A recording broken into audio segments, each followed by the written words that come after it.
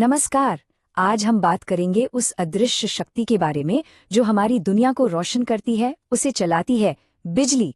पर सबसे ज्यादा जरूरी ये समझना है कि इस जबरदस्त ताकत के साथ सुरक्षित तरीके से कैसे काम किया जाए।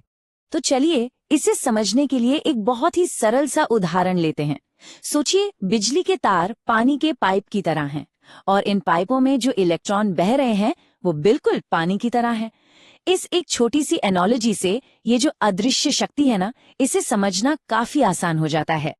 आज की हमारी चर्चा 4 मुख्य हिस्सों में बटी है। पहले हम बिजली के बहाव को समझेंगे, फिर उन 5 बड़े खतरों को जानेंगे जो इससे जुड़े हैं। उसके बाद हम अपने सुरक्षा कवच के बारे में बात करेंगे और आखिर में हम ऑटोमेटेड सेफ्टी गार्ड्स पर नजर डालेंगे। तो चलिए सबसे पहले शुरू करते हैं उन बुनियादी सिद्धांतों से जो बिजली के इस प्रवाह को कंट्रोल करते हैं। अब ये जो आप देख रहे हैं, ये इलेक्ट्रिकल इंजीनियरिंग का एक बहुत ही फंडामेंटल सिद्धांत है, ओम का नियम। V = I/R, मतलब वोल्टेज, करंट और रेजिस्टेंस के बीच का रिश्ता। अगर हम अपने पानी वाले पाइप के उदाहरण पर वापस जाएं, तो वोल्टेज है पानी का प्रेशर, करंट है पानी का बहाव और रेजिस्टेंस यानी रुकावट है पाइप कितना चौड़ा या संकरा है। बस यही एक नियम हमें बताता है कि किसी भी सर्किट में बिजली का व्यवहार कैसा होगा। ठीक है, तो अब जब हम ये समझ गए हैं कि बिजली बहती कैसे है, तो अब ये देखना भी जरूरी है कि जब चीजें गड़बड़ हो जाती हैं तो यही बहाव कितना खतरनाक हो सकता है। सबसे पहला और सबसे जाना पहचाना खतरा, बिजली का झटका। ये तब होता है जब कोई इंसान अनजाने में ही उस लाइव इलेक्ट्रिकल सर्किट का हिस्सा बन जाता है और करंट उसके शरीर से होकर गुजरने लगता है। बिजली के झटके के साथ साथ एक और खतरा है, जलने का। मतलब किसी लाइव तार से सीधा संपर्क हो जाए या फिर किसी इलेक्ट्रिकल आर्क की जबरदस्त गर्मी से त्वचा बुरी तरह जल सकती है। ये देखिए, ये है आर्क ब्लास्ट। ये कोई मामूली चिंगारी नहीं है, ये एक बहुत ही पावरफुल इलेक्ट्रिकल धमाका है जिसमें बहुत ज्यादा गर्मी, रोशनी और प्रेशर पैदा होता है और ये बहुत ही ज्यादा विनाशकारी हो सकता है। चौथा बड़ा खतरा है बिजली से लगने वाली आग। ये अक्सर खराब वायरिंग या ओवरलोड सर्किट की वजह से होती है और इन आग को बुझाने के लिए खास तरह के फायर एक्सटिंग्विशर्स की जरूरत पड़ती है, क्योंकि पानी का इस्तेमाल वो तो हालत को और भी ज्यादा बिगाड़ सकता है। और आखिरी में एक ऐसा खतरा जिस पर अक्सर ध्यान नहीं जाता, बिजली का एक छोटा सा झटका भी किसी का संतुलन बिगाड़ सकता है और अगर कोई ऊंचाई पर काम कर रहा हो तो वो गिर भी सकता है, जिससे गंभीर चोट लग सकती है। तो इन सब खतरों को जानने के बाद अब सवाल उठता है कि इनसे बचे कैसे। चलिए अब बात करते हैं उस मल्टी लेयर्ड सेफ्टी सिस्टम की जो हमें बचाने के लिए बनाया गया है। किसी भी इलेक्ट्रिकल इक्विपमेंट पर काम करने से पहले सबसे पहला और सबसे जरूरी कदम है लोटो, यानी लॉकआउट टैग आउट। ये प्रक्रिया ये पक्का करती है कि जब तक काम चल रहा है मशीन में पावर सप्लाई पूरी तरह से बंद रहे और कोई गलती से भी उसे चालू न कर दे। इसके बाद आता है हमारा अपना सुरक्षा कवच, यानी PPE या पर्सनल प्रोटेक्टिव इक्विपमेंट।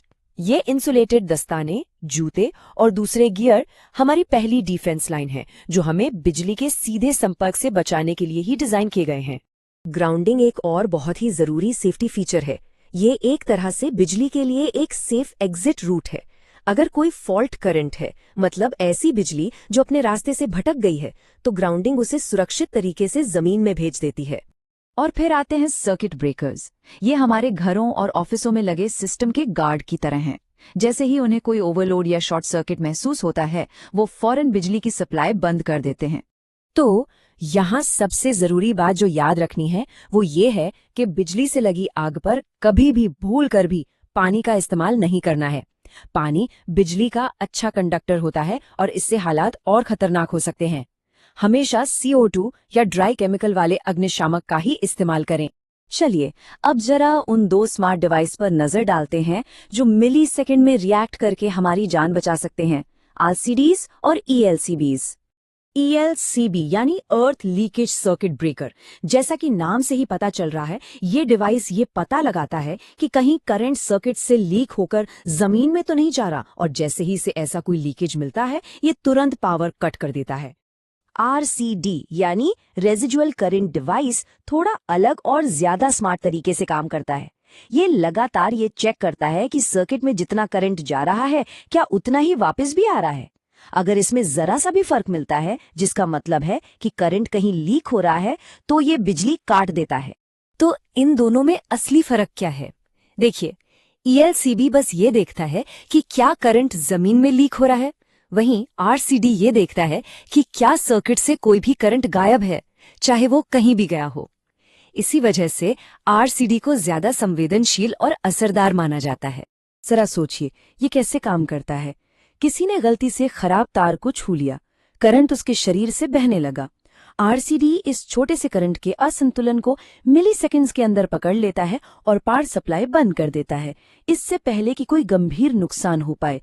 ये सचमुच एक लाइफ सेविंग टेक्नोलॉजी है। तो आज हमने क्या सीखा? बिजली की सुरक्षा सिर्फ कोई एक चीज नहीं है। ये ज्ञान, सही प्रक्रियाओं और आधुनिक तकनीक का एक मिला जुला सिस्टम है जो हमें सुरक्षित रखने के लिए एक साथ काम करता है। ये असल में जागरूकता का एक कल्चर बनाने के बारे में है। तो हम आपको एक सवाल के साथ छोड़े जाते हैं। अपनी इलेक्ट्रिकल सुरक्षा की ढाल में सबसे कमजोर कड़ी क्या है? इस पर सोचना और उसे मजबूत करना ही सुरक्षा की दिशा में पहला कदम है। सुरक्षित रहें।